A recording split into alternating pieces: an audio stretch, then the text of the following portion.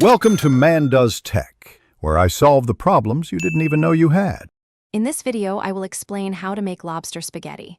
We will guide you through each step, ensuring a delightful culinary experience. First, we will cover selecting and preparing your fresh lobster, ensuring it is perfectly cooked and ready.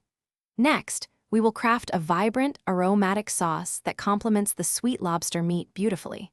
Finally, we will combine everything with al dente spaghetti for a truly memorable dish. Get ready to impress your taste buds. Preparing the lobster is a crucial first step for our delicious spaghetti. Begin by boiling a live, 1.5-pound lobster for about 8 to 10 minutes until it is bright red.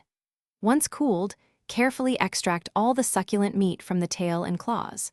Chop this precious meat into nice, bite-sized pieces.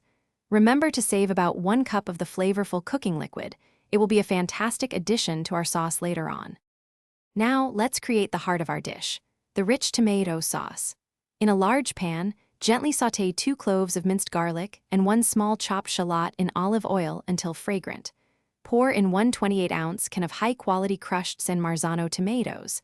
Deglaze with 1/4 cup of dry white wine, then add the 1 cup of reserved lobster cooking liquid.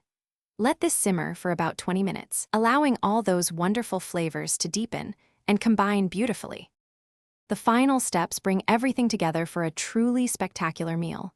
Cook 8 ounces of your favorite spaghetti according to package directions until it is perfectly al dente. Drain the pasta, then add it directly to your simmering tomato sauce, tossing to coat every strand. Gently fold in the succulent lobster meat and a generous handful of fresh basil.